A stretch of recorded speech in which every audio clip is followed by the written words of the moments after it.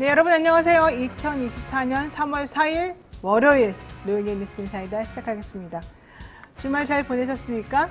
네, 3월 1일이 금요일이었죠. 3일절 연결되어서 2일, 3일까지 연휴가 이어졌었는데요.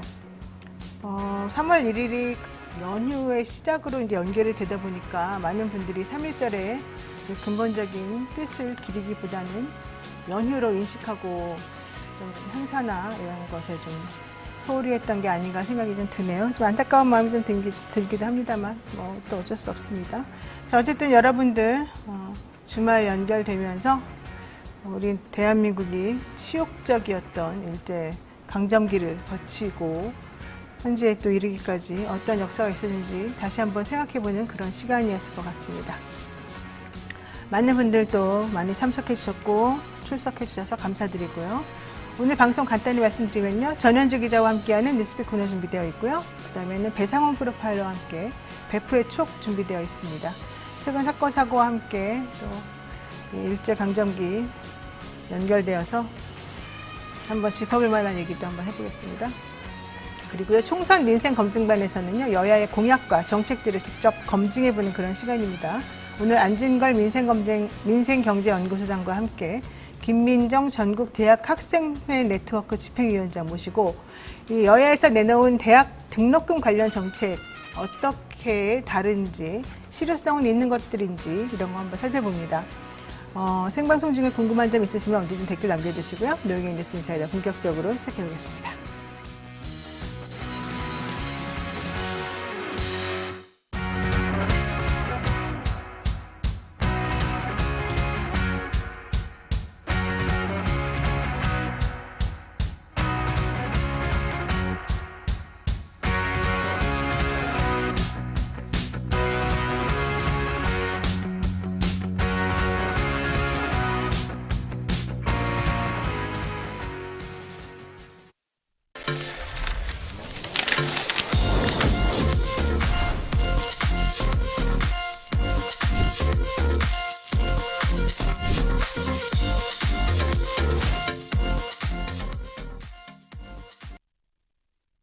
네, 바쁜 아침 이것만은 꼭 알아야 된다. 여러분들께 엄선해서 뉴스를 전해드리는 그런 시간이죠. 듣기만 해도 이해가 쏙쏙 되는 그런 시간인데요. 오늘은 전현주 기자 만나겠습니다. 어서 오십시오. 네, 안녕하세요. 네, 주말 잘 보내셨죠? 네. 3일절 때 어디 특별한 행사 같은 거 혹은 마음에 정화되는 그런 독특한 자기만의 뭔가 시간 가져봤습니까? 저는 가족들과 함께 오랜만에 시간을 보냈습니다. 그랬군요. 자, 좀 전에 속보가 하나 나왔습니다. 임종석 실장, 더불어민주당의 임종석 전 대통령 비서실장이 그동안에 공천 갈등이 좀 있었지 않습니까? 중성동 가압 관련해서 탈당도 시사하고 무소속 나가는 거 아니냐 이런 얘기까지 있었었고요. 주말 동안에 이낙연 전 민주당 대표 국무총리와 함께 또 회동도 하고 그랬던 것 같은데 그래서 불출마는 하되 탈당은 하는 것 쪽으로 혹은 이낙연 대표가 만들었던 세미래로 같이 또 합류하는 쪽으로 막 여러 가지 추측이 난무했습니다만 일단 공천 배제된 임종석 실장 당의 결정을 수용한다. 이런 쪽으로 지금 속보가 나왔네요. 이런 거 어떻게 보십니까? 여기 우리 영친님 분들이 원하시던 결과가 아니었을까 생각합니다. 전현희 전 국민권익위원장이 되게 마음고생을 많이 했는데 그래도 인내를 가지고 좀 지켜왔고 임종석 실장하고 좀 만나고 싶다 이런 얘기도 주말 동안에 전달을 했던 걸로 얘기가 되는데 임종석 실장이 그래도 대승자 결단을 내리고 더 이상 분열해서는 안 된다 이런 생각을 좀 내렸던 것 같습니다. 무조건 지금 싸우고 이런 걸 하는 것보다는 아무래도 한 가지 목적을 향해서 좀 단합하는 모습을 보이는 것이 국민들을 위해서 보여줘야 될 모습 아니었나 이런 생각을 했던 것 같고요. 어쨌든 더 후속되는 내용이 무엇이 나올지는 모르겠습니다만 일단 지금 당장 연합뉴스에 나온 얘기로는 공천 배제된 임종석 당의 결정을 수용하겠다라는 내용인 것 같고요. 어떤 내용으로 향후 일이 추진될지는 좀 살펴봐야 될 것 같습니다. 이렇게 되면은 임종석 위원장이, 그러니까 실장님이 당의 결정을 수용한다라고 하면은 결과적으로는 전현희 권익위원장을 도와서 민주당이 중성동갑에서 좋은 결과를 낼 수 있도록 하겠다. 뭐 이제 이런 얘기로도 조금 들리고 이번에는 좀 쉬고 다음을 좀 기대해 보겠다. 뭐 이런 식으로도 좀 판단이 되니까 좀 지켜봐야 될 것 같습니다. 자, 이와 반면에 민주당을 또 탈당했던 사선의 김영주 국회 부의장은 영등포 갑에서 이번에 또 나온다는 것 같아요. 국민의힘에 입당해서. 네, 그 얘기 한번 들어볼까요? 네, 앞서 민주당 공관위로부터 현역 의원 평가 하위 20% 통보를 받고 모멸감을 느낀다며 탈당한 김영주 국회 부의장이 오늘 국민의힘에 입당합니다. 김 부의장은 어제 페이스북에서 지난 1일 한동훈 위원장과의 만찬 회동을 언급하면서 한 위원장의 제안을 수락하고 국민의힘에 입당하기로 했다고 밝혔습니다. 김 부의장은 한 위원장이 여의도 정치를 바꾸기 위해서는 중도층으로 외연을 확장해야 한다며 국민의힘에 입당해 정치를 하자는 제안을 했다고 전했습니다. 한 위원장은 이재명 대표가 김 부의장을 두고 채용비리 부분에서 소명하지 못하셨기에 50점 감점하는 바람에 0점 처리됐다고 한 데 대해서 김영주가 0점이면 이재명은 마이너스 200점쯤이라고 말했습니다. 윤재혁 원내대표도 김 부의장은 균형 잡혀 있고 의원들 사이에서 평판이 아주 좋다. 당의 시야를 넓히는 데 도움이 될 것이라며 기대를 내비쳤습니다. 김 부의장은 영등포 갑에서 19대부터 21대 총선까지 내리 당선된 바 있는데요. 현재 국민의힘에서 4명이 이곳 영등포 갑에 공천을 신청했지만 아직 공천 결과가 나오지 않은 지역입니다. 따라서 국민의힘은 김 부의장을 영등포 갑에 전략 공천할 가능성이 크다는 예측이 나오고 있습니다. 네, 김영주 국회 부의장은 오히려 국민의힘 관계에 민주당으로서는 도움이 될 거예요. 왜냐하면 만약에 이분이 무소속으로 그 동네에 나오게 된다 그러면 지금 최현일 그 영등포 구청장 출신이죠. 2018년부터 22년까지 구청장 했던 분이 여길 나오게 되면은 지금 이 김영주 국회 부의장이 19, 20, 21 이렇게 지금 3선인가 4선인가 지금 하고 있지 않습니까? 그렇게 되면은 같이 일했던 사람이 무소속으로 나오게 되는 모양새가 돼서 겹친단 말이죠. 그런데 만약에 상대방 쪽 후보로 나오게 된다면은 지금 국민의힘에서는 4명이 예비 후보가 지금 있는데 그들 다 물리치고 그냥 전략공천으로 나온다는 거잖아요. 그래서 오히려 어쨌든 뭐 국민의힘 후보로 나오더라도 민주당 편을 좀 가져가겠지만은 국민의힘 사람 따로 나오고 민주당 사람들끼리 뭐 서로 막 이렇게 싸우는 것보다는 오히려 민주당 표를 막 아주 갈라먹고 그러지는 않을 것 같아요. 그런 측면에서는 좀 낫습니다만은 지금 속보 나온 걸로 따져보게 되면은 정우택 그다음에 김재경, 김영주 의원이 신한은행 불법 채용 청탁 의혹과 관련해서 아마 해명된 게 없기 때문에 이재명 대표나 이 공관위에서는 0점 처리를 그 부분과 관련돼서 0점 처리했던 것으로 보여서 그 부분에 대한 해명이 좀 명확하지 않은 것들이 좀 이번에 마이너스 요인으로 작용이 됐던 것 같습니다. 또 다른 주말 사이 국민의힘의 공천 경선 결과가 발표됐었죠.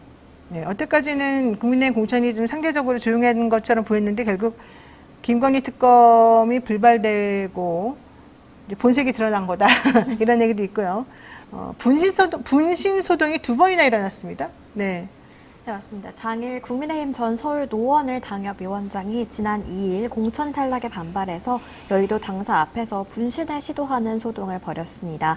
장 전 위원장은 당사 앞에서 신호로 추정되는 액체를 뿌리고 15분가량 경찰과 대치한 뒤 자신의 몸에 불을 붙였는데요. 다행히 경찰이 장 전 위원장의 옷에 붙은 불을 소화기로 즉각 진화해서 건강 상태에는 이상이 없는 것으로 전해지고 있습니다. 장 전 위원장은 국민의힘이 그동안 깨끗한 공천을 한다고 믿고 있었는데 막판에 이런 난장판 공천을 했다고 주장하면서 노원갑 공천을 보면서 더 이상 피해자가 되면 안 되겠다는 생각으로 당사에 왔다고 말했습니다.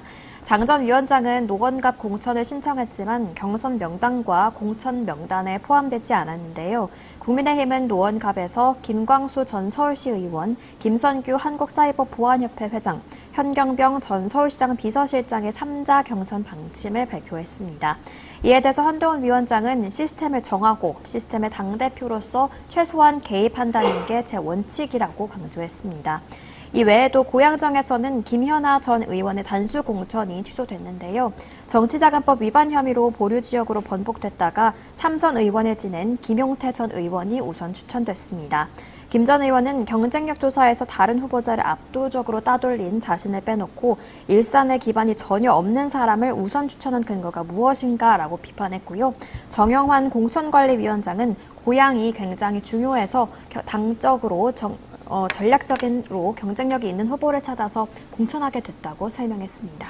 아니 그런데 아무리 공천에 불만이 있다 하더라도 분신을 2번이나 한다는 거는 좀 너무 끔찍한 일인데 여기에 대해서 한동훈 비대위원장은 우리는 시스템 공천으로 잘하고 있다 이런 얘기만 계속 지금 원론적으로 주장하고 있거든요. 이렇게 된다면은 좀 너무너무 예, 좀 파장이 커질 것도 같고 한 번 했다고 했을 때도 깜짝 놀랐는데 이분이 2번이나 지금 계속 이러고 있어서 사실은 상당히 조금 충격입니다. 게다가 현역 불패 공천이었는데 김건희 특검 불발되자마자 곧바로 현역 의원 4명이나 지금 김현아 의원까지 해서 4명이나 탈락되고 있지 않습니까? 이거 무슨 얘기입니까?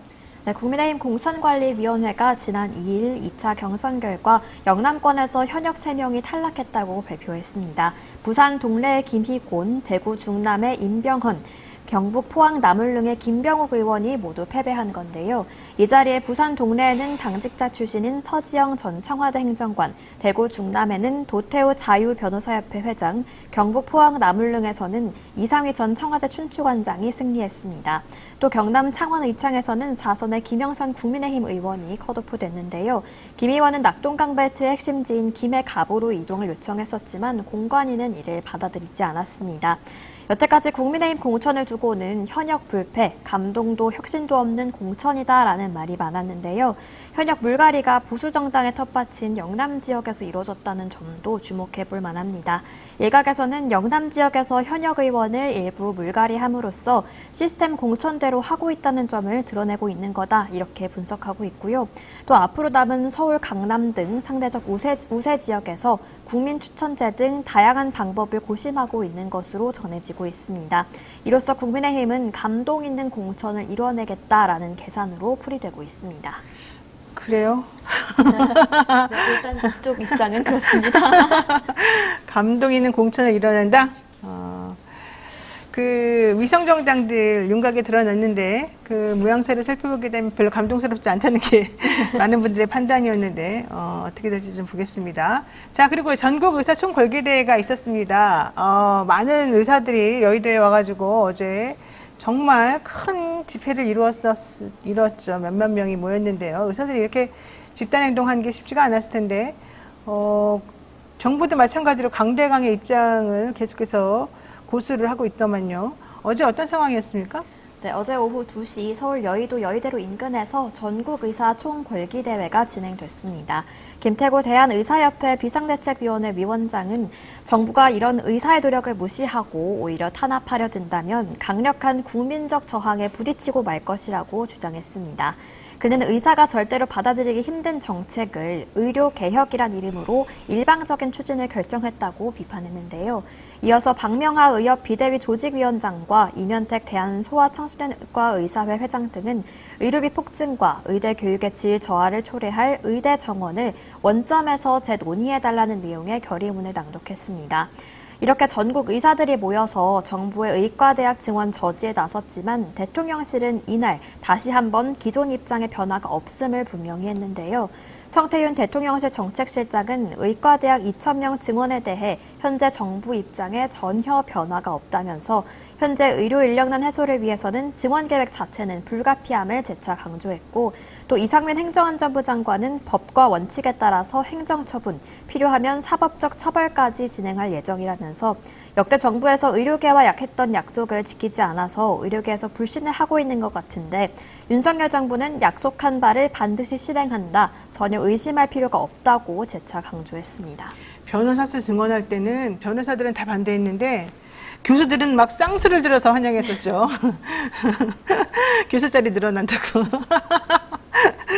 근데 이 의사수 증언할 때는 의사들이 반대하고 그 교수님들도 다 반대하는 것 같아요. 왜냐면은 의료계에서는 또 실습 같은 게 또 많이 필요하기 때문에 이게 많이 다른 양상인 것 같습니다. 어쨌든 중요한 거 의사 선생님들은 면허 취소한다고 해도 시험 다시 보면 되지 뭐 걱정이야 이런 얘기인 것 같은데 이게 힘이 있냐 없냐에 따라서 이 협상력이 달라지는 것도 같고 실제 의사수가 모자라는 것도 같고, 근데 의사수가 모자란데 그것을 좀 점진적으로 해결해내려고 했던 기존의 정권하고 이 정권이 얼마나 차이가 많이 났는지를 의사 선생님들이 지금 딱 절실히 좀 느껴졌으면 좋겠고, 너무 일방통행식으로 밀어붙이는 이 방법론이 얼마나 잘못된 것인지를 또 좀 깨달았으면 좋겠고, 좀 잘 해결됐으면 좋겠네요.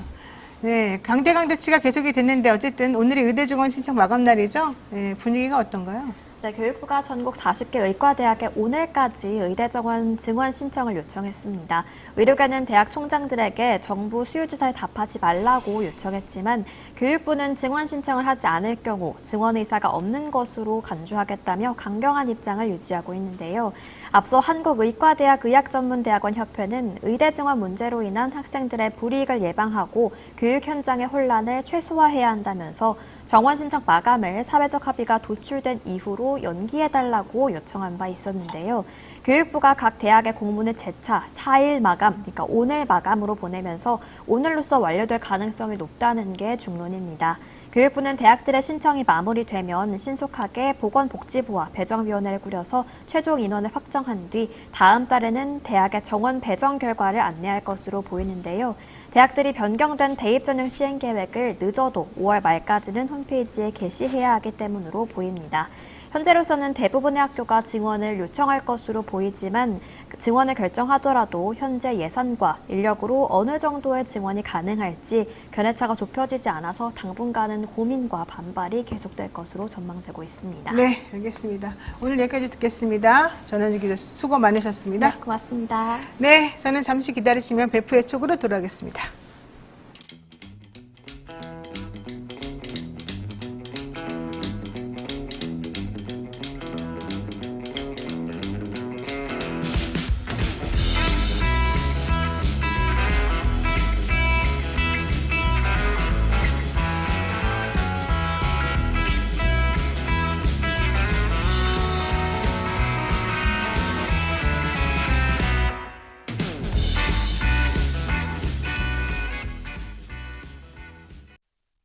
매일 10시 1시간만 투자하면 내 계좌도 10배거.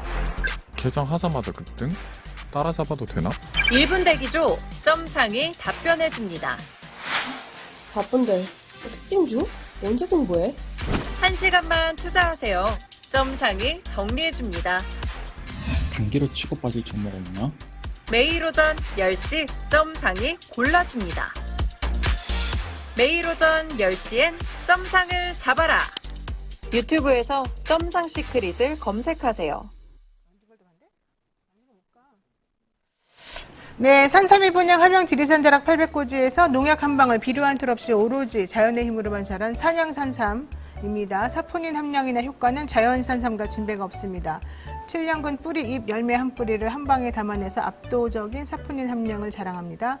컴파운드 K 강화 특허 추출 방식으로 흡수율을 높였습니다. 사랑하는 부모님이나 남편과 아내, 그리고 한 해를 열심히 살아온 나 자신에게도 지리산 천년의 기운을 선물하시기 바랍니다. 2024년 새해에도 어김없이 찾아온 1+1 이벤트죠. 이게 끝이 아닙니다. 새해맞이 이벤트로 산삼향 가득한 산삼떡 3종 세트 준비했습니다. 많은 관심 부탁드리고요. 전화 문의는 1666-1080, 네이버 검색 산삼 순백 하시면 되겠습니다. 자, 이어서 배프의 촉 코너 바로 진행해보죠. 한 주 동안 떠들썩했던 사건, 사고들을 짚어보는 시간인데요. 오늘도 배상훈 프로파일러 모시겠습니다. 어서 오십시오. 안녕하세요. 네, 최근 있었던 보도 중에 하나가 이겁니다. 춘천과 제주 등에서 불법 촬영 범죄를 반복적으로 일삼던 50대 또다시 같은 범행을 저질렀다가 결국 실형을 살게 됐다 뭐 이런 건데요. 뭐 불법 촬영 범죄는 뭐 하루 이틀이 아니기 때문에 사실 새롭게 들리지는 않습니다만 이런 범죄를 왜 맨날 이렇게 걸리면서도 하는지 모르겠습니다. 그래서 이 과정을 좀 설명드리면은 이해가 되실 것 같아 갖고 전체적으로 한번 좀 이제 말씀드리도록 하겠습니다. 이 범죄자는 사실 지난해 8월 제주하고 강원도에서 5차례에 걸쳐서 휴대전화로 여성의 신체를 촬영한 혐의로 재판에 넘겨서 실형을 받았습니다.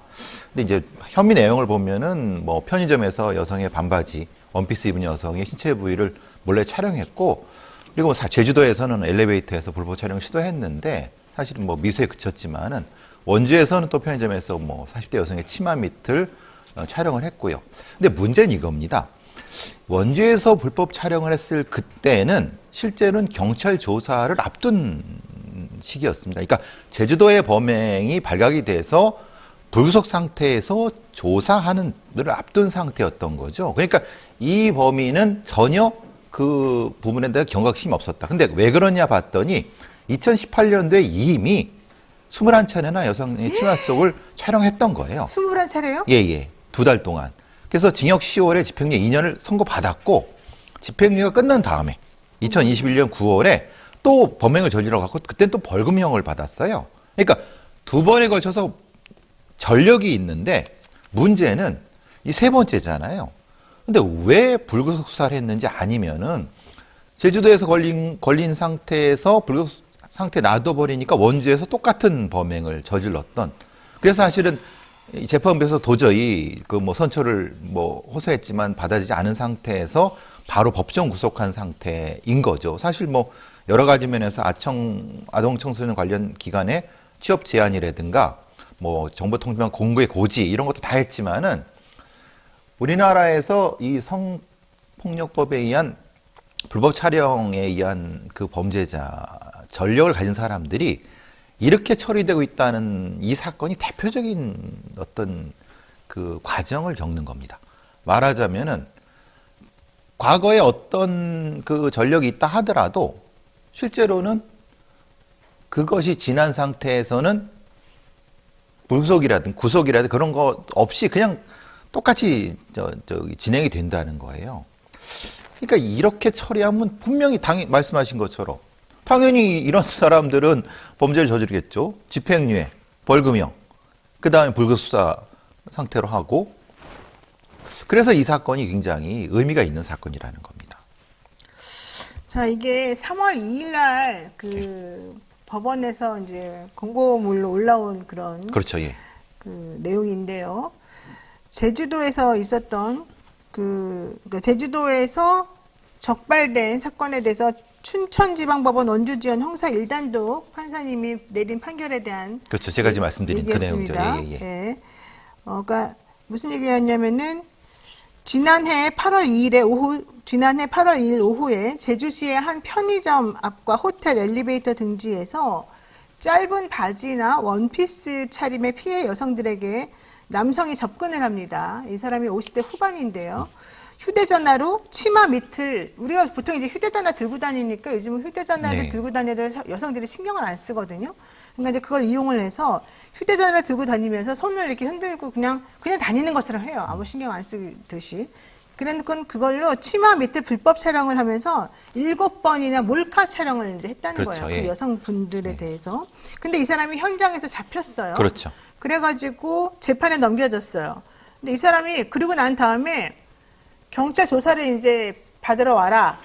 그러고 났는데 그러면 보통 그런 경우는 이제 걸렸으니까 앞으로 조심해야지라고 하고 안 할 텐데 이 사람은 경찰 조사를 앞두고도 계속 그런 짓을 또 한 거죠. 그렇죠.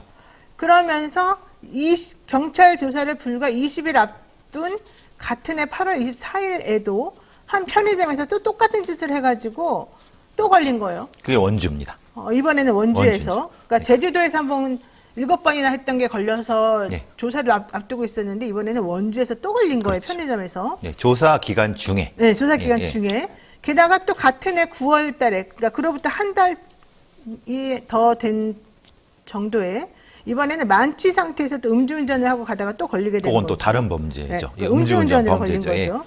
그리고 알고 봤더니 2018년도 7월부터 같은 해 9월까지 21번이나 이와 유사한 혐의로 집행유예가 선고되었던 전력이 있었던 거라는 거죠. 그렇죠. 그럼 이 사람은 왜 이렇게 자꾸 봐주면 또 하고 봐주면 또 하고 실형을 선고받지 않으니까 또 같은 짓을 반복하느냐. 이제 이게 핵심인 거잖아요. 그렇죠. 왜 이러는 거예요? 그러니까 이제 그게 처음에 이런 성범죄, 특히 이제 몰카 범죄라고 하는 범죄에 대해서 첫 범죄 때 정확히 이 사람의 성도착 성향이라든가 성향을 평가해서 그 위험성에 따라서 수사와 기소와 재판이 이루어져야 되는데 잘 아시다시피 첫 번째 경우는 대부분 지금 21차례에 걸쳐서 했다 하더라도 대부분 이렇게 집행유예. 사실은 이 정도라고 하면은 사실 21차례나 심각하게 2달에나 있기 때문에 실형이 나왔어야 되는데 그게 아니라 집행유예가 돼버리니까 거기에 대한 어떤 뭐 범죄에 대한 위화력이 없는 상태에서 바로 그 뒤에 바로 또 똑같은 범죄를 저지르고 또 똑같은 문제를 저지른다는 거죠. 그러니까 조금 범죄 자체에 대한 문제보다는 이것을 처리하는 과정에서 구멍이 있는 것이 아니냐 이런 생각이 든다는 겁니다. 그러니까 이 사람이 불법 촬영을 끊임없이 반복해도 결과적으로 처벌도 제대로 안 받고 그렇죠. 그냥 사회로 계속 내보내니까 이 사람들이 뭐 해도 별 문제 없네 하면서 계속해서 똑같은 짓을 벌인다 이거잖아요. 그렇죠. 또 하나는 이들이 불구속 상태에서 이렇게 되면은 피해자들한테 일종의 2차 가해가 될 수 있고 합의를 종용하거나 직접 가서 또 합의를 해달라고 하거나 이런 상태 때문에 실제로 이 피해자들은 그 관련된 부분에 대한 정확한 진술이나 이런 거 하기가 어려운 상태가 된다는 거죠. 이런 불법 촬영물을 촬영해서 뭐 합니까? 그 사람은 가지고 있습니까? 아니면 뭐 팝니까? 뭡니까? 보통은 가지고 있다고 생각하시지만 사회 부분은 이 다크웹 같은 데서 팝니다. 그리고 이것이 하나의 화폐 단위가 됩니다. 화폐 단위가 예.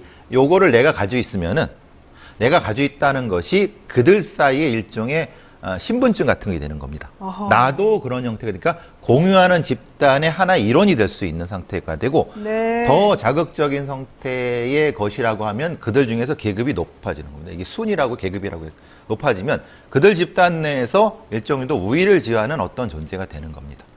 그러니까 이런 심리적 조건 때문에 얘네들은 이 사람들은 실제로 이런 범죄를 반복하는데 이거를 조사하는 경찰이라든가 이거를 재판하는 분들이 이들의 심리 상태에서 전혀 모르십니다. 그러니까 단순히 그냥 후발적으로 호기심에 했을 거라고 생각하면 천만의 말씀입니다. 그러니까 최소한 이들과 한두 시간 정도 면담하는, 제가 면담하는 거 한번 그 동영상이라도 한번 보여드리고 싶어요. 어떤 심리적인 구조를 어떤 말을 하는지. 그러니까 법적인 처벌은 분명히 변호사님이 계시지만 그냥 됩니다. 근데 그 법적인 처벌 끝에는 아무것도 이루어지지 않는 거예요. 네. 그러니까 결과적으로는 뭐 관음증이 그 기저에 깔려있다는 얘기예요. 관음도착, 관음장애 같은 형태가 기본 존재하는데 네. 그러니까 이 경우는 몇 달 가지고는 안 됩니다. 아시다시피 이거는 최소한 2, 3년 이상의 집중 치료를 받으면 그나마 좀 각성이 좀 줄어들지만은 실제로는 치료되기는 굉장히 어렵습니다. 이 정도의 나이, 50대에는 거의 불가능합니다. 자, 50대 후반이에요, 이 사람이. 59세라고 알려져 있는데, 솔직히 걸린 게 이번에 뭐 20몇 번 한 게 걸리긴 했지만, 이 나이에 이렇게 걸렸다는 거는 젊었을 때부터 상당히 오랫동안 이런 걸 해왔다는 거 아닙니까? 오랫동안 이었다고 보는 게 맞습니다. 실제로는 이게 걸렸어 이런 거지. 그래서 사실은 저희들이 이런 사람들을 수사할 때는 애초에 20년 전까지도 다 뒤집니다. 싹 다 뒤집니다. 물론 영장이 없이 SNS나 이런 거를 찾을 수 있는 방법은 있습니다. 그렇게 해서 찾아내죠. 아니, 왜 이랬대요, 이 사람은? 그러니까 이거는 그건 모르죠. 왜냐하면 조사를 안 해요? 조사를 안 했으니까. 왜요? 왜 물어보고 조사해야죠. 안 하는 거로 되겠습니까? 수사기관에서 안 하는 걸. 이 사람 직업이 뭐래요? 가족관계도 그것도 있대요? 전혀 나온 게 없습니다. 근데 가족관계가 정상적이라는 것까지는 알려졌습니다. 정상적인 가족관계인데 네. 이따위 짓을 한다는 거예요? 그러니까 우리가 잘못 알고 있는 것이 보통 이제 인셀 범죄라고 생각하시는 게지만 불법 촬영을 천만의 말씀입니다. 그러니까 보통 이런 불법 촬영이라든가 이런 것이 인셀 범죄라든가 희귀꼬머리들이 공격한다고 생각하지만 그건 아주 가능성이 낮습니다. 자기 가족들이 이런 자기와 같은 범죄자로부터 이런 범행을 당하면 어떨까 이런 생각은 안 해보나 보죠? 그걸 하면 하겠습니까? 이게 개인적으로 그런 범행을 저지르기도 하지만 집단적으로 행하는 경우가 많잖아요. 뭐 N번방이라든가. 그렇죠. 근데 물어보게 되면 돈 때문에 했다 이런 얘기 많이 하던데요. 그렇죠. 왜냐하면 이제 두 가지가 있습니다. 두 가지인데 이제 판사의 성향에 따라서 돈 때문에 했다 그러면 돈 때문에 했다 그러면 단 성향 이상 성향이 없지 않습니까? 그래서 봐주는 경우가 있고 반대로 돈 때문에 했다고 합니다. 왜냐하면 경제적 궁박 때문에 했다라는 쪽으로 빼주는 겁니다. 무슨 말씀인지 아시겠죠? 성향에 따라서 어느 쪽으로 갈지를 얘네들은 결정을 합니다. N번방 사건이 그때 터졌을 때도 엄청나게 반향이 있었었고 디지털 성범죄에 대해서는 강력한 처벌을 하겠다. 앞으로 시스템적으로 더 이상 못하게 하겠다고 말들은 되게 많았는데 그 위에 뭐 달라진 게 있나요? 글쎄요. 법은 좀 몇 가지 강화가 됐는데 문제의 핵심은 이것이 종합적으로 대처가 안 되고 있다. 그러니까 요즘도 저한테 이제 어떤 메일이나 이런 걸로 피해자들이 연락을 해오는 건 뭐냐면은 개개 경찰서에 신고를 하게 되면은 처리가 안 된다는 거예요. 왜냐하면은 무슨 뜻이죠? 왜냐하면 이들이 이걸 처리하는 과정에서 외국에 있는 서버에 그런데 이용하죠. 그렇죠. 그러니까 시간이 오래 걸리는 거예요. 그러니까 아예 시간이 오래 걸리니까 잘 하려고 그러지도 않고 오히려 지방청이라는 걸로 튕겨져 나가는, 그러니까 이제 일적으로 넘겨버리는 형태가 되기 때문에 실제로 어떤 개별 사건 처리는 굉장히 어려운 상태이기 때문에 사실 이 접수를 안 받거나 뭐 안 받는 정도는 아니지만 굉장히 꺼려하는 부분들이 있는 상태죠. 그럼 뭐 아무것도 대책이 없는 거랑 똑같은 거 아니에요? 뭐 한 게 없잖아요. 그러면 나라가 해주는 게 하나도 없잖아요. 그렇죠. 수사기관이. 그렇죠. 아니, 그렇죠. 그러면 안 되죠. 뭐 뭘 해줘야지 해결을. 제가 수사기관에 있으니까. 아니 그래도 수사기관에 있었던 분이고 예, 그쪽 예. 분야에 전문적으로 일을 하시는 분인데 뭔가 방법을 그러니까 이제 마련해줘야죠. 이렇게 계속 말씀드리는 건 그러죠. 이건 명확히 주무부처가 있고 지방경찰청이라든가 이런 데에서 이것은 정부 차원에서 대응을 해야 된다. 그러니까 피해 성착취물 삭제까지도 가는 하나의 패키지로 가야 된다라고 하는 것이 답은 나와 있습니다. 근데 실제로 이제 작동이 안 되어서 문제가 되는 거죠. 이해가 안 가는데요. 또 그 우울증 갤러리 뭐 이런 게 있다면서요? 온라인 커뮤니티에. 우겔이라고 들어보셨어요? 우겔? 전 사실 잘 몰랐는데 이번에 이걸 통해서 알게 됐어요. 우울증 갤러리라는 게 있다는 거예요. 뭐 DC 인사이드 DC 인사이드 알죠? 대표죠. 예. 예.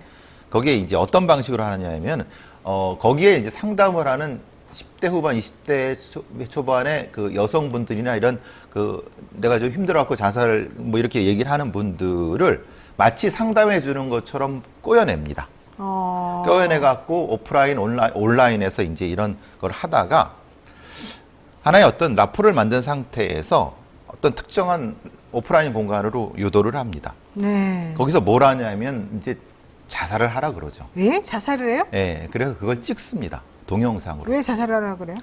그 동영상을 팔아먹으려고요.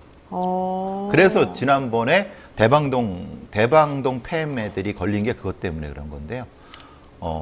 이런 범죄자들이 있습니다. 우겔 안에는. 모두가 그런 건 아닌데. 네. 그래서 울겔러라고 하는 그런 의미로 일종의 지금 말씀드린 이런 집단 범죄 방식이 이건 관음증이기도 하고 일종의 자살하는 장면을 찍고 그것을 유통시키는 또 하나의 구조이기도 하고.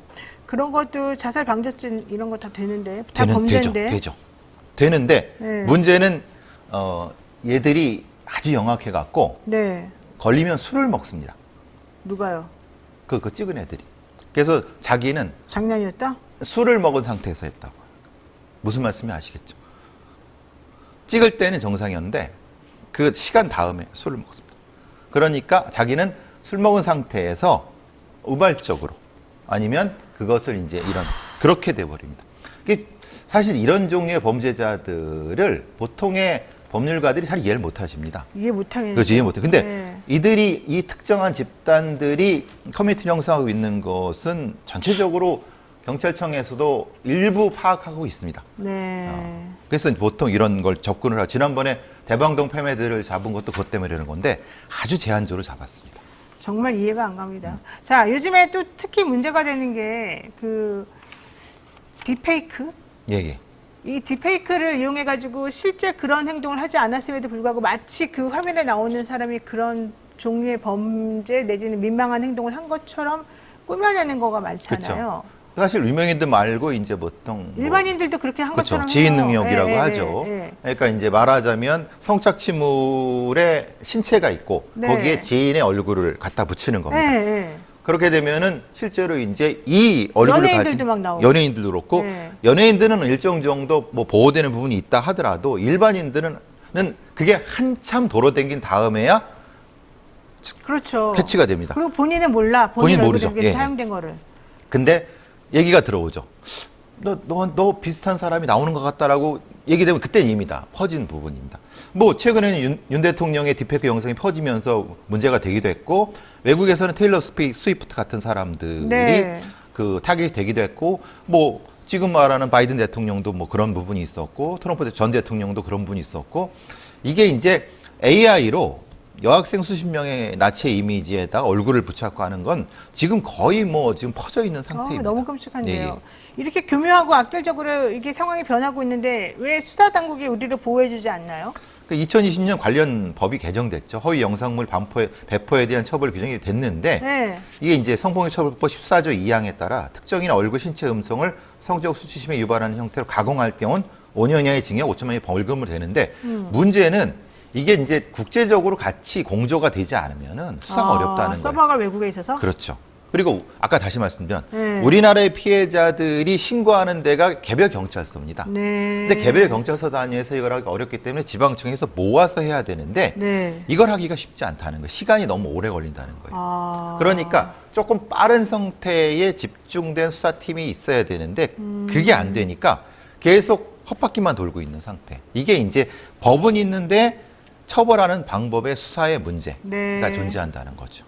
자, 어떤 점에 좀 보완이 필요하겠습니까? 아까 말씀드린 것처럼 일단 첫 번째 국제적인 공조 그리고 국제적 공조를 이끌어낼 수 있는 우리나라의 별도의 수사팀이 존재해야 되고 그걸 이제 정부 차원에서 하나의 패키지로 운영해야 된다는 것이 중요한 포인트입니다. 공조 말고는요? 어떤 거? 공조하고 별도 수사팀 만들고 예. 정부 차원에서 접근을 해야죠. 접근해야 된다? 피해자들이 공이 말하는 것들이 그겁니다. 내가 어디에 민원을 제기해야 될지 모르고 이거를 삭제해 준다고 하는데 이걸 뺑뺑이 몇 번 돌다 보면 너무 지친다는 거예요. 네. 그걸 할 수 있게끔 계속 정부에서 말은 하지만 실제 현실화되는 건 많이 없다. 부분이 있는 거죠. 둥이 야찌님이 윤석열 대통령 거는 딥페이크가 아니라 짜깁기 영상입니다. 이러네요. 아, 예. 예. 딥페이크도 저번에 있었던 것 같고 예. 짜깁기도 있고 여러 가지가 있는 것 같습니다. 버전이 많은 것 예. 같습니다. 요번에 이제 방심위에서 얘기되고 있는 거는 짜깁기 영상 가지고 가짜 영상입니다. 가짜 인터뷰입니다라고 했는데 이제 그거 가지고 또 뭐라고 했던 것 같아요. 예, 그렇죠.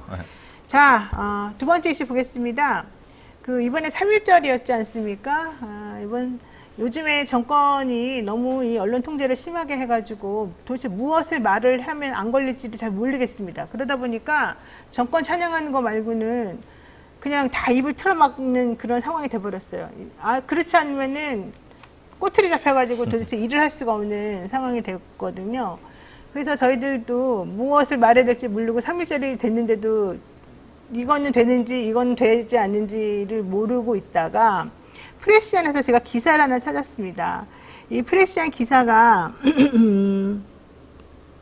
김재명이라고 하는 국제분쟁 전문 기자가 쓴 건데요. 3월 2일 날 5시 3분에 올라온 오후 5시 3분에 올라온 기자였습니다. 이 사람의 기자가 쓴 거는 제목이 이겁니다. 마루타 100% 사망케 한 악마 의사. 말피를 뽑아서 인간에 주사했더니 이 내용이었습니다. 그러니까 우리 보통 이제 마루타 731 부대는 많이 알죠. 731 부대라고 하는 일본 사람들이 운영했던 부대에서 우리 대한민국 사람들을 다 잡아가가지고 지네 맘대로 세균도 집어넣었다가 뭐도 했다가 해가지고 경성 크리처 같은 기억나시죠? 여러분 그 영화 경성 크리처와 같은 방식으로 은밀하게 생체 실험을 해서 우리 그 인동주 씨도 막 이렇게 피혐자였다고 얘기도 그렇죠. 하고 막 그랬죠. 네. 어쨌든 이제 그런 실험을 했었고 그게 나중에 밝혀져가지고 큰 문제가 됐는데 알려지지 않았던 100부대라고 하는 100 부대라고 하는 부대도 있었다. 이제 이게 바로 이 프레시안에 나온 기사의 한 내용이었습니다. 자, 그래서 이 프레시안에서 나온 이 기사를 하나 3.1절을 맞이해서 하나 좀 소개해드리고 너무 잔인한 이 사람들의 심리 그리고 일본 사람들이 그때 마루타 생체 실험했던 거는 우리가 알고 있던 거였는데 해방을 시키러 왔던 그 미국 사람들도 이걸로 눈 감아주고 넘어간 그 건이 하나 있어서 한번 좀 소개를 해드리려고 합니다. 이 건은 무슨 내용인지 아시죠? 예. 좀 소개 좀 해주실까요? 일본 만주 관동군에서 네. 마루타 생체 실험을 했는데 세균전 부대입니다. 이시시로라고 하는 네. 군이 중장, 군이 소장 뭐 이런데 실제로 이 731 부대 말고도 몇몇 부대가 더 있었다. 왜냐하면 731 부대는 이제 실제로 그 미국이 조사한 바에서 미국 조사는 왜 그러냐면 전범 재판을 들어가야 되니까. 그렇죠. 그러니까 조사를 하려고 했는데 사실은 미국이 전범 재판을 일정 포기했다? 아니면은 그걸 하려고 하는 사람들을 이제 좌천시키면서 그 책임전에 여러 가지 자료들을 자신들이 그냥 가지고 이걸 묻어버렸다. 정확히 말하면 세균전의 책임자들은 하나도 처벌받지 않았습니다. 그러니까 세균전의 책임자들을 엄격하게 그러니까 과를 딱 확인하고 처벌해야 되는데 그렇죠. 그들을 봐줬다. 왜? 거기서 나온 자료를 자기네가 입수하고 이용하기 위해서. 그렇죠. 네. 이제 제가 이제 병원에서 근무할 때 혹시 그 비가열 제제 혈우병 문제가 있던 걸 아마 기억하실 겁니다. 일본 녹십자에서 문제가 됐던 건데 네. 사실 일본 의학계에 상당히 적지 않은 영향을 끼치는 자들이 실제로 일본 세균전의 그 전범들이었다. 네, 맞아요. 그죠? 네. 그 기억은 여러분 검색하면 나오실 겁니다. 그때 네. 문제가 무슨 문제가 됐냐면 비가열 제제라고 하는 것은 이제 사람들 피에서 혈우병 약을 뽑아내는데 거기에 제대로 된 처방을 안 해갖고 환자들에 투여해갖고 이게 에이즈를 다 걸려버린 거예요. 근데 그 책임자가 사실은 세균전 책임자였다.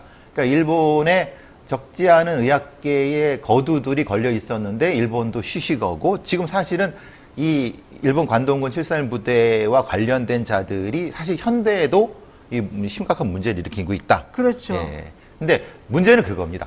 731 부대에서 도대체 뭘 했는지, 731 부대 말고 100 부대에서도 도대체 뭘 했는지의 정확한 기록을 지금에서야 이제 우리나라에 좀 생각이 있고 능력이 있는 이런 사학자들이 찾아내고 있는데, 네. 그럼 그 수십 년 동안 뭐 했냐 이 말이에요. 맞아요, 그 이전에 맞아요. 우리 정부는 뭐 했냐 이 말이죠. 그런 부분 때문에 사실은 이것은 끝난 일이 아닙니다. 현재 진행형이거든요. 네네. 그래서 이제 뭐 노영희 변호사께서 이걸 가지고 오신 거라고 생각됩니다. 그러니까 철업님이 정확히 말씀하셨는데요. 이 일본 사람들이 패망을 하고 가면서 어떻게 이 식민 지배를 하고 있는 그 나라 국민들을 대상으로 해서 도대체 천인공노할 그런 실험을 한 게 걸렸는데 그 인간들이 그렇게 사람으로서는 도저히 인두껍을 쓰고 할 수 없는 그 행동을 한 게 걸렸어요. 그러면 그 해방군의 미국 사람들이 뭐 어쨌든 연합군이든 와서 그걸 봤으면 전범들이 한 나쁜 행동을 일일이 밝혀가지고 그들을 상응하는 처벌을 내리는 게 맞잖아요. 그렇죠. 그런데 그 결과를 그 기록을 과학 자료라고 의학 자료라고 야 우리만 줘 우리가 볼게 대신 너네 봐줄게 이러면서 마치 말에 대한 연구를 한 자료인 것처럼 둔갑시켜가지고 그 자료를 자기네가 인마이 포켓하고 그 사람들이 아무 문제가 없는 방역 자료 만든 것처럼 위장을 해서 그 사람들을 보내줬다는 거예요. 그냥 그렇죠. 아무 문제 없이. 네. 그래서 이제 와 있을 수 있는 일이에요. 이런 게. 일본의 의학과 화학 기업들이 상당히 전범 기업이 많습니다. 뭐 아시는 분 아시겠지만 너무 끔찍해요. 제가 이제 화학과를 졸업했고 저희 학번 때를 가르친 사람들이 일본에서 화학 교육을 받은 교수들이 적지 않습니다. 그렇죠. 그 양반들이 그런 얘기들도 합니다. 그리고 사실 의학 부분에서 왜 이제 사실은 숨겨진 사실들이 있죠. 일본의 의학계와 화학계가 사실 세계적인 기업들이 많습니다. 근데 그게 그렇죠. 사실 식민지의 이런 생체 실험을 통해서 얻은 자료들을 통해서 지금의 일본의 번영에 적지 않은 역할을 했거든요. 그렇죠. 그리고 그것의 상당 부분을 미국이 가져갔고 그 부분에 대한 정확한 것이 파헤쳐지지 않았기 때문에 식민의 역사는 전 반복된다고 보고 지금도 식민의 역사가 반복되는 이유가 그거라고 저는 생각을 합니다. 저는 너무 끔찍하고 인간의 존엄이니 뭐니 정의니 이런 게 얼마나 하찮고 할 말이 없게 만드는 건지 다시 한번 제가 깨달았습니다. 3.1절인데도 3.1절에 대한 얘기 제대로 나오지도 않고 대통령 축사는 그 모양 그 꼴이고 오로지 공천 얘기만 난무하고 철원님 말한 것처럼 패망하고 미국의 실험자를 넘기고 그 사람들은 또 살아나가고 미국 사람들이야 자기네 나라 국민이 당한 게 아닙니까. 함부로 하고 네, 3.1절이었는데 제가 불법 촬영 얘기나 하고 완전 이런 것보다도 더 필요한 얘기가 아닐까 해서 그냥 제가 하나 짚어봤습니다. 여기까지 해야 될 것 같습니다. 오늘 배프 고맙습니다. 감사합니다.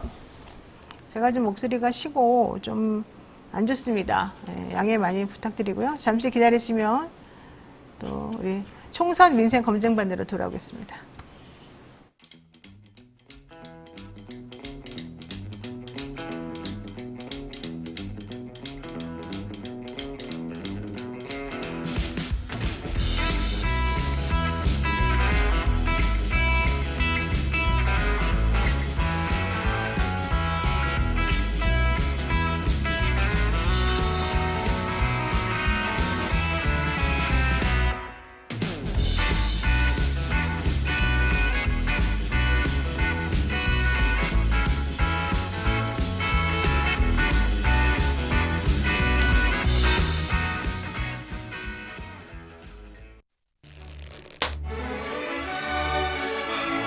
오늘따라 집중이 잘 안 된 것 같아. 모름지기 공부는 깨끗한 책상에서 해야 잘 되는 거.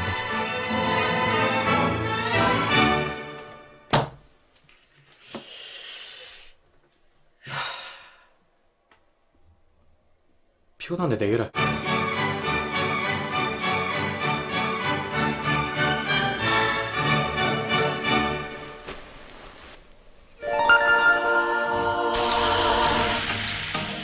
걱정 마세요.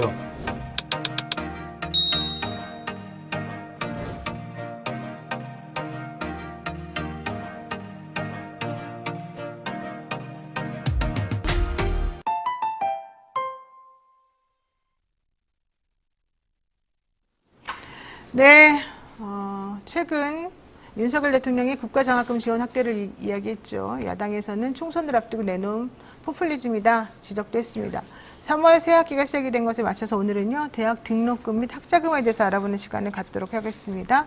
오늘도 안진걸 민생연구소장과 함께 전국 대학 학생회 네트워크 김민정 집행위원장 모시고 이 두 당의 정책, 학자금 관련 얘기 한번 짚어보도록 하겠습니다. 두 분 어서 오세요. 안녕하세요. 김민정 집행위원장님? 네. 지금 대학생이신 거예요? 네네, 대학생입니다. 본인 소개 좀 한번 해주시죠. 네. 안녕하세요. 저는 지금 전국대학 학생회 네트워크에서 활동하고 있는 김민정이라고 하고요. 네, 지금 3년째 하고 있습니다. 올해가 3년째. 지금 3학생입니까? 3학년입니까? 4학년이에요. 4학년? 예. 우리 전국 대학생 학생회 네트워크는 줄여서 전대넷이라고 하는데, 이제 우리 애청자들 이제 연식이 드러날 텐데, 댓글 보면.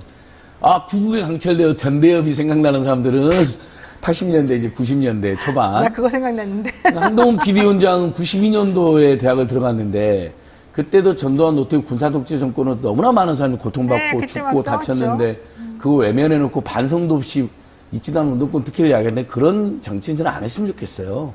현재와 미래 문제만 지켰으면 좋겠고요. 그 다음에 이제 전대협 다음에 생활학문 투쟁 공동체 한총련이 한동안 있었고, 그 다음에 저희가 반값 등록금 투쟁할 때는 한대련이었어요. 당시 조직이. 한국대학생연합.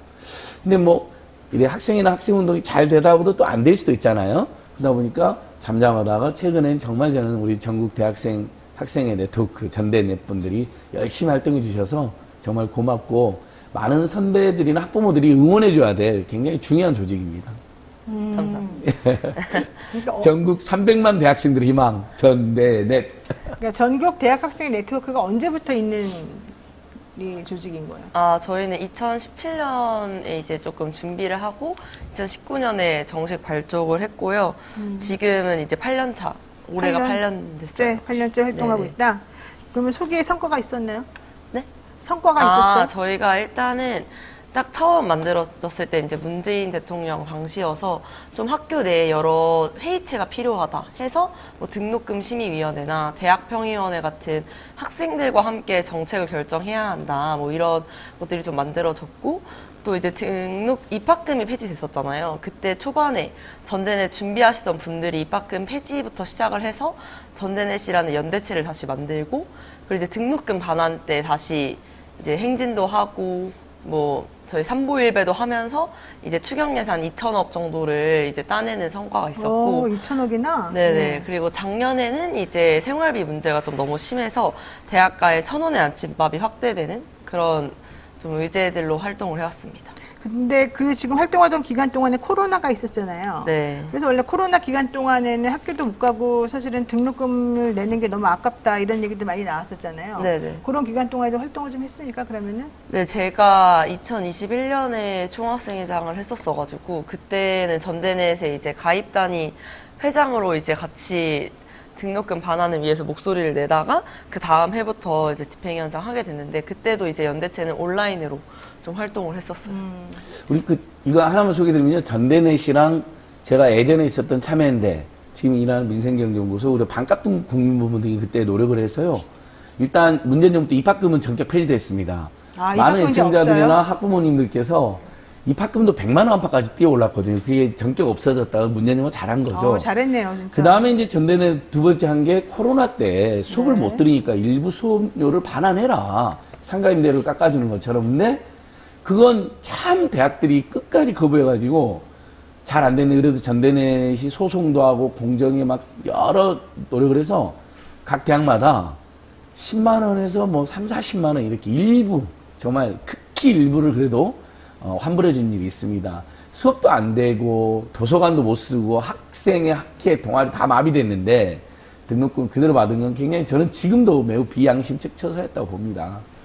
그러니까 지난해 전국 17개 대학에서 등록금을 인상했었고 더불어 대학 총장 대상 설문에서 70%의 대학들이 2년 내로 대학 등록금을 인상하겠다라고 밝혀가지고 사실은 조금 긴장을 했었었는데 대학생들이 그러면 안 됩니다라고 이제 반대 운동도 하고 그랬었어요. 그리고 대학생들 생활비 너무 많이 든다 이제 이런 것들도 많이 운동도 하고 그래가지고 이런 것들을 꾸준히 많이 열심히 좀 안 됩니다 도와주세요라고 했던 활동을 해왔던 게 바로 이제 대학 학생의 네트워크 여기서 이제 그런 활동을 했었었고 2,000억도 따왔고 1,000원에 조식을 1,000원을 해주는 그런 거였죠.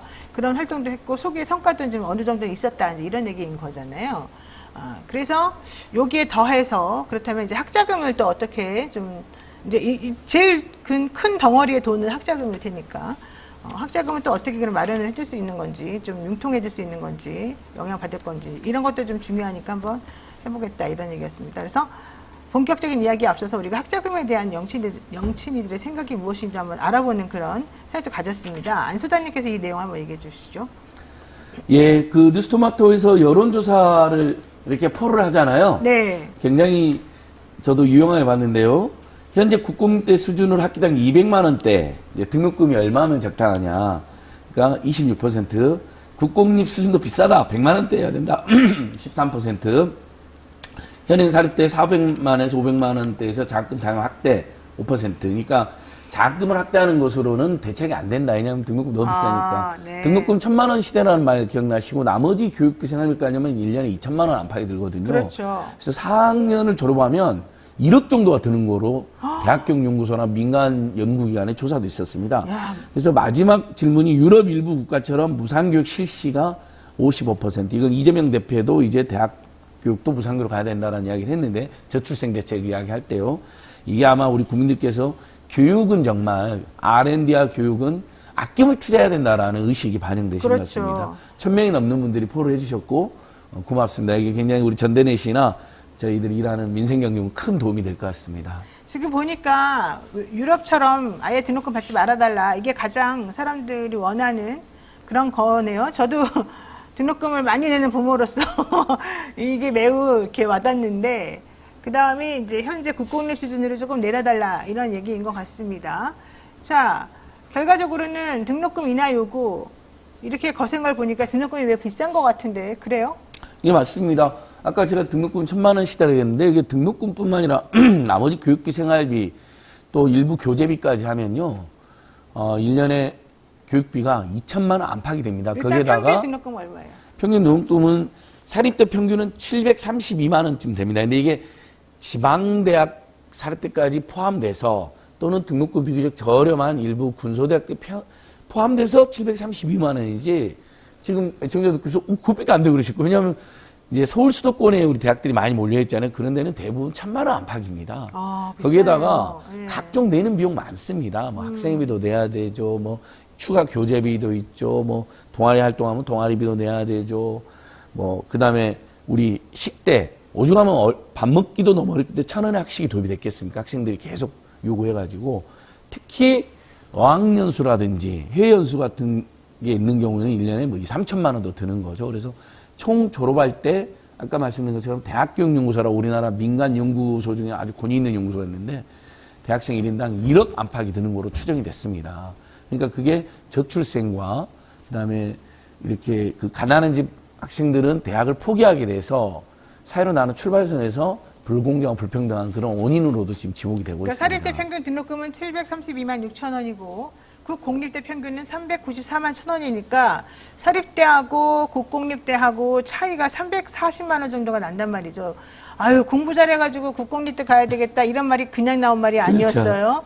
자 그런데 본인은 무슨 대학교 다녀요? 국공립대 다녀요? 사립대 다녀요? 저는 서울교대 국공립대. 서울교대? 야 엄마가 다행이네요. 사립대가 2배 정도 비싸죠. 그러네요. 근데 의학계열이 가장 비쌌대요. 거의 네, 한 맞습니다. 1,000만 원 들어가고 공대가 또한 743만 원 정도 들어가고 예체능계도 735만 원 정도 들어간다는 건데 의학계열보다 더 비싼 과도 있어요. 어디요? 일부 대학이 있는 국제학부는요. 정말 의학계열 못지않게 또는 의학계보다 더 비싼 뭐 1년 등록금이 뭐 1,500만 원 안팎이 내도 있습니다. 그렇게 많이 내요? 예. 이야. 그러니까 저는 이 평균은 정말 등록금이 작은 대학까지 있다 보니까 착시를 주는 겁니다. 그러네. 실제 이제 아까 계속 말씀드린 서울 수도권에 주요 대학들이 있잖아요. 많이들 또 오려고 하잖아요. 그다음에 지방에도 좀 유명한 사립대도 있잖아요. 네. 다 등록금 1,000만 원 안팎은 낸다니까. 그러면 장학금은 많이 줘요? 장학금은 제가 이 통계 보고 웃겼는데 2020년 기준으로 359만 원을 받는다는 거예요. 그래서 평균 등록금 대비 재학생이 낸 장학금률이 54.3% 나와요. 와, 그럼 우리나라 대학생이 현재 재적 이렇게 대학생으로는 한 300만이고 실제 매 학기 등록한 학생 한 200만에서 10만쯤 되는데 야, 53% 장학금 받아. 이건 완전히 착각인 게. 착각이에요, 이게? 왜냐하면 등록금 장학금을 한 푼 못 받는 학생이 50% 정도가 있습니다. 그걸 빼고. 우리 애들이 그래요. 장학금 한 번도 못 받아요. 그러니까 장학금 받는 학생들만 평균으로 하면 장학금 받는 학생들은 반값 등록금 대출 제가 투쟁을 해가지고 그리고 문재인 정부 때 국가장학금 예산이나 학자금 대출 이자율이 많이 떨어지고 국가장학금이 많이 늘어났습니다. 그러니까 장학금 받는 학생의 반값 등록금 맞죠. 하지만 등록금 못 받는 50%의 대학생이 있다. 그 문제를 뺀 통계다. 이게 제일 지적을 해야 됩니다. 근데 최근에 대학교들이 등록금을 또 많이 올리겠다고 지금 내놨다는 거잖아요? 네. 일단 올해 같은 경우에도 사립대 중에서 14%가 등록금을 인상을 했고요. 근데 이게 등록금 인상률이 물가 상승률에 연동이 되어 있다 보니까 5%까지 인상이 되어서 정말 평균적으로 한 학기에 2, 30만 원까지 올릴 수 있는 그런 상황이고 부산 동아대 같은 경우에는 작년에 우리가 돈이 없는데 일단 올린 다음에 학생들한테 돌려주겠다 했는데 이번에 또 올린 2년 연속 올린 학교들도 있거든요. 근데 이게 올해뿐만 아니라 내년에는 총선 끝나고 더 많은 학교들이 올리지 않겠냐. 그렇죠. 그리고 이번에 또 그 대학 총장들 대상으로 했었던 그 설문조사에서 70%가 내년에 또 인상을 하겠다. 이렇게 응답을 한 게 있어서 내년 인상률은 더 올라갈 것이라고 보고 있어요. 그럼 어떻게 하겠다는 거예요? 그냥 계속 올리기만 하겠다는 뜻으로 들리는데? 그래서 사실 작년에도 올해 올릴 것 같아서 계속 안 된다라는 얘기를 했는데 그렇게 인상 반대를 하면서도 총선 직전이니까 좀 막히는 게 있겠지라고 생각을 했는데 사실 지금 수도권 대학들은 당장은 인상하지 않았지만 뭐 회의체에서 학생애들한테 근데 진짜 등록금 올려야 한다. 계속 뭐 밑밥을 깐다든지 약간 그런 얘기들은 학교 안에서 많이 이루어지고 있어서 사실 내년에는 더 많은 학교들이 올릴 것으로 예상이 됩니다. 근데 또 한편 학교 입장에서 보자면 워낙 물가도 많이 오르고 네네. 또 교직원들 교직원들 인건비 좀 올랐죠. 인건비도 올라야 되고 그러다 보니까 사실 등록금 올리는 거는 뭐 어쩔 수 없는 부분이다 이렇게도 볼 수 있는 거 아닙니까? 예, 그래서 저희가 2010년, 11년도에 반값 등록금 투쟁할 때 만들어진 제도가 등록금 인상률 상한제입니다. 등록금은 시장에 무조건 맡겨놔서는 안 된다. 그래서 물가 인상률 곱하기 1.5배 이상 못 올리게 해놨거든요. 네. 그래도 불구하고 최근에 물가가 너무 뛰니까 어쩔 수 없이 인상하겠다고 막 이제 나오는 건데 저는 대학들의 그런 사정을 모르는 바는 아니지만 대학 재정이 열악해지면 그걸 학생 학부모들에게만 전가시키려고 하는 악습이 남아있는 겁니다. 당연히 대학은 공공재이고 그 나라에서 가장 중요한 고등교육 인재를 길러내는 곳이잖아요. 그래서 많은 대학이 무상교육을 하는 이유가 그거거든요. 그 개인이 출세하기 위해서 대학을 다니는 면도 있겠지만 그 사회가 발전하는 데 핵심이기 때문에 무상교육을 하고 심지어 학생수당까지 주는 대학이 있습니다. 나라가 많습니다. 독일의 학생수당 이름이 바페크입니다. 등록금을 무상으로 해도 가난한 집 학생들은 알바나 휴학을 반복하니까 사회에 나갔을 때 보니까 실력이 뒤처지는 거예요. 본의 아니게. 그래서 학생수당 줄 테니까 휴학이나 알바하지 말라고 아예 연구 장려수당을 주는 거거든요. 여러 대학이. 그런 상황인데 우리는 국가에게 요구해야 될 거 또는 기업들이나 동문들이나 지역사회에서 그 대학을 위해서 좀 더 기부해야 될 것들을 도외시한 다음에 물가 올랐으니까 학생 학부모들 이번에 10% 인상합니다. 이런 식의 태도를 보이고 그게 14%의 대학이 이번에 등록금 인상을 통보를 한 겁니다. 그러면 지금 사상 최악의 고물가, 고유가, 고환율로 국민들이 너무 고통스러운데 등록금 만약에 1,000만 원이었는데 10%만 올려도 1,100만 원이 돼버리잖아요, 1년에. 이것은 네. 굉장히 바람직하지 않다. 근데 윤석열 정권이 그러면 자, 등록금 올리지 마라. 우리가 대학들이 모자란, 물가 인상률 때문에 대학들이 모자란 재정을 우리가 지원해 줄 때야 되는데 지금 교육 예산, R&D 예산 다 깎아버렸잖아요. 그러니까 학생 학부모들한테 전가하는 사태가 지금 발생한 것이죠. 그러니까 전국 4년제 대학 190개교 중에서 26개교가 학부 등록금을 14% 정도 이제 사립대가 특히 올리기로 했다는 건데요. 여기서 지금 국가장학금이라고 되어 있는 항목이 있어요. 국가장학금 2라고 보통 나와 있는 것들이 있는데 이거를 안 올려주면서 결과론적으로는 학생들에게 돈을 내라 이렇게 전가시키는 부분이 있다는 거잖아요. 국가장학금 2라고 되어 있는 항목이 뭔데 왜 이거를 안 올려주죠? 국가장학금 1유형 같은 경우에는 학생들한테 직접적으로 지원해주는 돈인데 이제 만약에 그 반값 등록금 운동 이후로 등록금을 인상하면 우리 정부가 학교한테 국가장학금 2유형을 안 줄 거야 이렇게 얘기를 했는데 원래는 물가 상승률이 엄청 낮아가지고 등록금 인상을 하는 것보다 국가장학금 2유형을 받는 게 대학 입장에선 유리했던 거죠. 인상할 바에는 30억씩 받는 게 정부한테 받는 게 좋았는데 근데 이제 물가 상승률이 많이 오르다 보니까 국가장학금을 받는 것보다 등록금 인상을 하는 게 대학 입장에서 유리해진 거예요. 그러니까 사실상 그 동결 그 유도 정책이 지금은 작동하지 않고 있는 거고 이번에 조선대도 등록금을 인상을 했는데 국가장학금으로 30억 정도 받을 수 있다면 등록금 인상을 해서 60억을 받을 수 있다. 그래서 우리는 등록금 인상을 선택했다라고 이제 언론에 밝혔거든요. 그래서 사실상 정부의 동결 유도 정책이 작동하지 않고 있다는 게 한 2년째 지금 밝혀지고 있는 상황입니다. 그러면은 대학생들 입장이나 청년들 입장에서 보자면 지금 정부가 내놓는 정책이 실효성이 있고 그래서 정부 정책에 따르는 게 훨씬 유리합니까? 등록금이나 이런 측면에서 보자면? 정부 정책이 이제 사실 대학 입장에서도 그냥 등록금 인상해도 괜찮은 거네 이렇게 그러니까, 이제 작용이 되는 거니까 학생들 입장에서는 그래서 등록금 올라가는구나 이제 사실 학생들 입장에서는 너무 많은 것들이 올라가다 보니까 등록금도 그냥 올라가는구나 좀 무뎌지고 체감을 못할 것 같은데? 네, 무뎌지고 좀 무기력해지는 게 점점 더 많아지는 것 같아요. 주변 애들 얘기 들어보면. 그러면 학생들 입장에서는 그냥 정부가 올리면 올리나 보다 나는 그냥 그래도 정부가 우리를 위해서 뭔가 해준다고 하니까 그런가 보다 이제 그렇게 생각하는 거예요? 그렇다기보다는 약간 애초에 사실 뒤에도 얘기 나오지만은 학자금 대출이 너무 사실 일상화됐잖아요. 그냥 내가 대학 사회에 들어가면 몇 천만 원의 빚을 가지고 시작을 하는 거고 그냥 그 빚이 좀 늘어나는 거고. 지금 무슨 얘기냐면 소장님한테 여쭤볼게요. 윤석열 정부가 대학생의 80%까지 국가장학금 지원하겠다 그래요. 근데 이게 결과적으로는 학자금 대출이라는 거 아니에요? 어떻게 된다는 거예요? 그러니까 이렇게 되어 있습니다. 일단 대학생들이 등록금 인상은 대부분 반대하죠. 우리 전대내에서 설문조사 하면요 거의 다 90% 싫다고 그러죠, 당연히. 다 반대하고 다만 예전처럼 막 학생운동의 폭발적인 분위기는 지금 아니잖아요. 다들 각자도 생해야 되고 해야 될 일 너무 많은 거 우리 학생들께서 그래서 흔히 말하는 데모를 거세게는 못하는 면이 있지만 다 반대하고 있다. 근데 그런 상황에서 등록금 인상을 강하게 통제하면 윤석열 정권은 막 압수수색도 하고 검찰 압제해서 다 강압적으로 하잖아요. 카이스트 학생 막 입틀 막 끌어내고 경찰로 연행도 하고. 근데 분위기가 대학들한테 풀어준 거죠. 그러니까 14%나 스멀스멀 등록금 인상을 한 것이고, 그 다음에 이번에 윤석열 정권이 발표한 건 뭐냐면, 작년에 사실 국가장학금 확대하겠다 그랬으면 진정성이 있죠. 11월, 12월에 확대했어요. 근데 지금 2월, 3월에 등록 시즌이잖아요. 이때 느닷없이 총선 앞두고 지금 아까 말씀드린 것처럼 전체 대학생 중에 등록하는 대학생 한 205만 명, 10만 명 되는데 절반 정도 못 받는데 그걸 80%가 받겠다고 발표를 한 겁니다.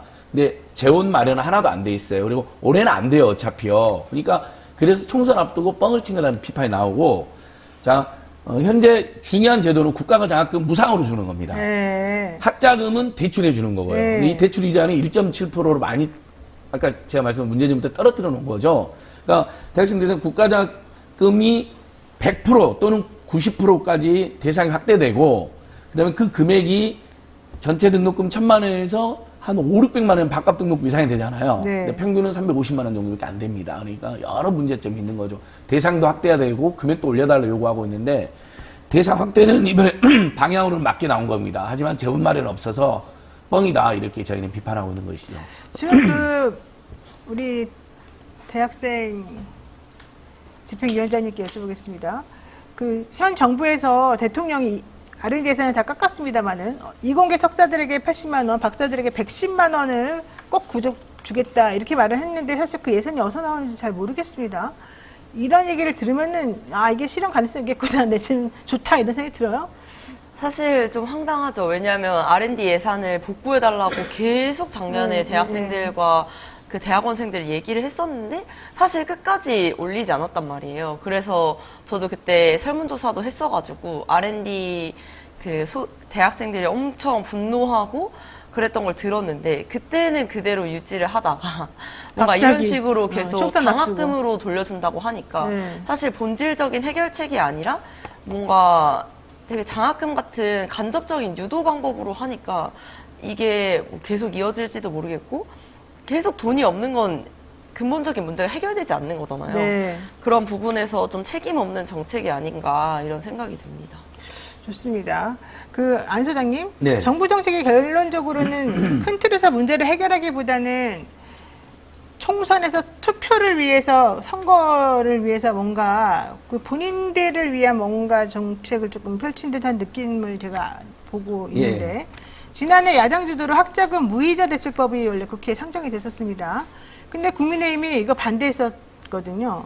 국민의힘에서는 대학생 학자금 이자 감면해주게 되면은 이거 좋지 않냐 이러면서 일방 처리하겠다 뭐 이런 얘기까지 사실은 했었었는데, 야당에서 이거는 부자 감면, 초부자 감세하는 거하고 좀 비교해보게 되면은 서로 좀 안 맞는다 이러면서 좀 애매하게 됐었던 것 같아요.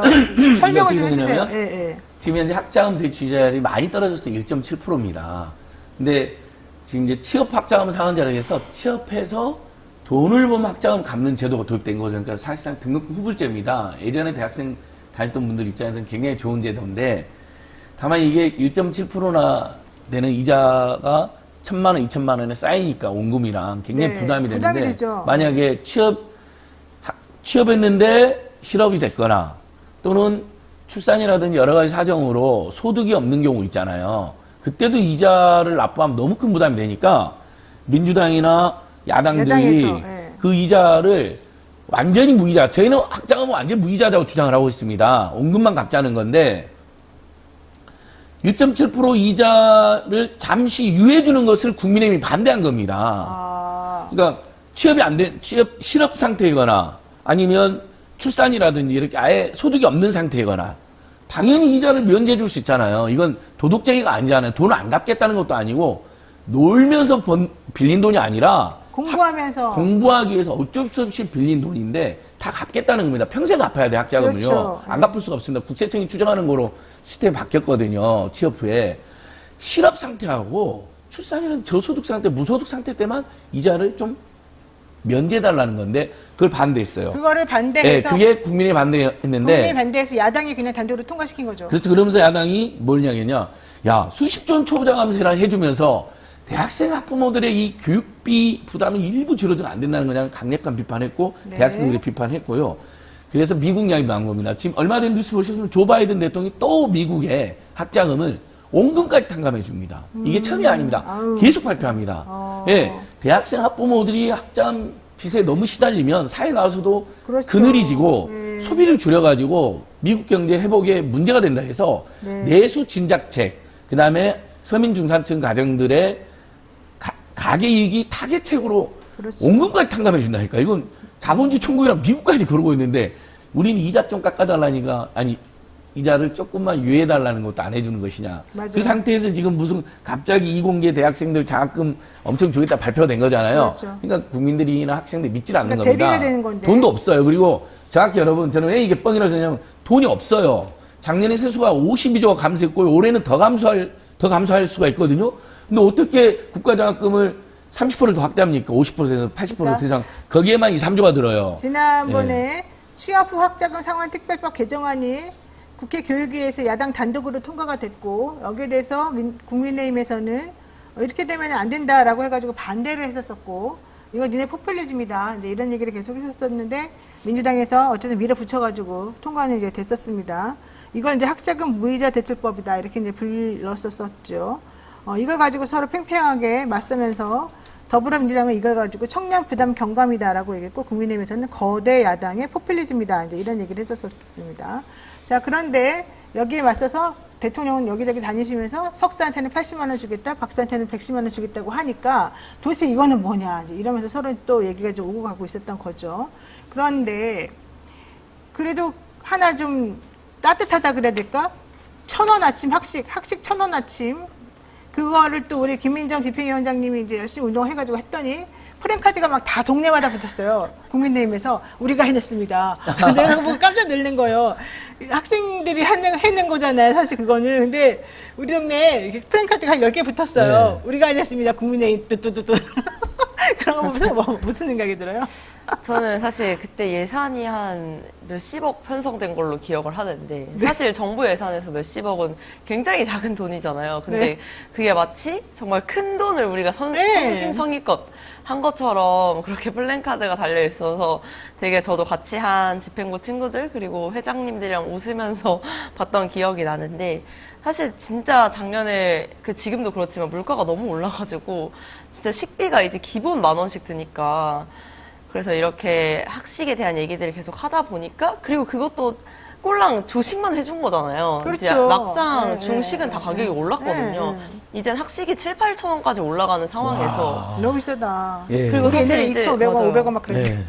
이제 그리고 대학이 돈이 없으니까 그걸 다 민간 기업에 넘기는 거예요. 그래서 다 그냥 기업들이 들어와서 하니까 계속 비싸지고 하는 상황에서 아침 정도 이제 안정화된 것으로 너무 생생되는 것이 조금 네.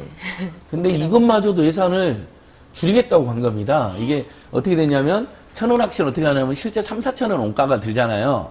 중앙정부가 1,000원, 대학 당국이 1,000원, 학생이 1,000원 내면 이렇게 3,000원이 구성되죠. 이렇게 해서 겨우 유지됐는데 이것마저도 지금 없어질 위기에 놓여 있는 것이고요. 사실은 아침은 안 먹는 경우가 있잖아요. 학생들도. 점심, 저녁이 더 중요하거든요. 생활비 절감을 하려면. 저 같은 경우는 정말 이 고물가, 고유가, 고환율이 나면 정부가 지자체랑도 뭐 매칭할 수도 있고 대학들도 조금 더 내놔라고 호소해가지고 점심, 저녁 정말 편안하게 부담 없이 우리 초중고 때 친환경 무상급식 했던 것처럼 우리 나라의 미래인 우리 대학생, 고등교육 학생들 제대로 밥 먹어라. 부담 없이. 그렇게 해줘야 되는 거 아닌가요?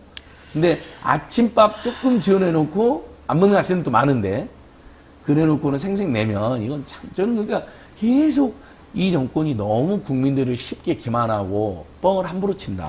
이런 생각을 네. 지울 수가 없습니다. 자, 시간이 없어서 그냥 하나만 여쭤보겠습니다. 사실 학교 입장에서도 학생 수는 줄어들고 있고 또 지역 그 경제는 좀 점점 위축되고 있고 여러 가지 측면에서 어려운 부분이 많이 있을 것 같습니다. 그런 가운데 지역 소멸 대응을 위해서 녹색정의당이 뭐 지역 대학은 무상교육을 좀 시켜주자 뭐 이런 또 대안을 좀 내놓고 있는 것 같아요. 그러면서 부실비리 사학을 제외하고는 단계적으로 뭔가 좀 추진을 해봐야 된다. 지역의 거점 국립 대상인 대학을 육성을 해달라 뭐 이제 이런 얘기를 조금 하고 있는 것 같은데 이러려면 또 예산이 많이 필요하고 그래서 이게 큰 틀에서 정확하게 체계적으로 계획이 짜여지지 않으면 또 하나만 한 소리밖에 안 되는 것 같아서 여기에 대해서는 좀 정책하시는 분들이나 국회의원들이나 이런 분들이 좀 공청회도 열고 제대로 된 교육에 대한 이야기들을 해봤으면 좋겠습니다. 네, 여기까지 좀 정리를 해야 될 것 같습니다. 두 분 혹시 하시고 싶으신 말씀 날마다 오는 기회가 아니니까. 네. 일단은 등록금 인상이 내년에 너무 예측이 되고 있는 상황이어서 올해도 좀 많은 대학생들이 같이 등록금 인상 반대한다는 얘기를 많이 해야 될 것 같아요. 사실 정말 아직까지 정말 95% 이상이 등록금 인상 반대하고 있거든요. 근데 그 대학생들의 목소리에 많은 힘 보태주시고 같이 얘기해 주시면 감사하겠습니다. 네. 네, 우리 전국 대학 학생의 네트워크 전대넷, 전대협부터 쭉 우리 정말 학생들 대표해서 열심히 투쟁하고 활동한 조직이 여전히 열심히 활동하고 있다는 거 너무 고맙고 또 선배들이 더 함께 해야 되는데 미안한 마음입니다. 하지만 지금 대학생들이나 학부모님들이 등록금 1,000만 원에 1년 교육비 2,000만 원 안팎의 엄청난 고통을 겪고 있는데 스스로부터 많은 학생들이 더 또 나서고 투쟁도 해야 된다는 것도 좀 당부드리고 싶고요. 그러면 선배 또 학부모님들 다 같이 좀 연대해가지고 사실 이제는 우리도 유럽처럼 무상교육으로 가야죠. 그리고 이제 대학을 못 가는 청년들에게는 무상교육에 준하는 뭐 취업훈련 지원비라든지 교육연수비를 주면 그 형평성 문제도 해결이 됩니다. 그 정도 충분히 예산이 된다. 그래서 윤석열 정권이 거짓말로 뻥치지 말고 그런 정책을 진지하게 여야가 합의하고 토론했으면 좋겠습니다. 네, 알겠습니다. 오늘 말씀 여기까지 들어야 될 것 같습니다. 오늘 두 분 감사합니다. 감사합니다. 고맙습니다. 네, 믿을 수 있다 더 착한 보험입니다. 건강보험, 차량보험을 더 저렴하게 만나보실 수 있는 전문 보험 클리닉 업체입니다. 가족이나 친척, 지인에게 묻지마 보험 가입하신 분들, 보험료는 적당한지 필요한 보장은 제대로 들어있는지 궁금할 때 점검 받아보세요. 예약만 하시면 전국 어디서든지 무료로 방문 상담이 가능하니까요. 주저하지 말고 예약하시고요. 상담 예약은 대표전화 1644-1236, 1644-1236입니다. 그리고 24시간 상담이 필요하신 분들은요. 010-7611-3303으로 연락하시면 되겠습니다. 저희들이 언제든지 확인하고 연락드리겠습니다. 영신이 분들 특히 많은 관심 부탁드리겠습니다. 고맙습니다. 제가 준비한 내용 여기까지고요. 잠시 뒤에는요. 노반장이 진행하는 2부 뉴스인사 프라임이 진행이 되니까요. 어디 가지 말고 기다려주세요. 고맙습니다.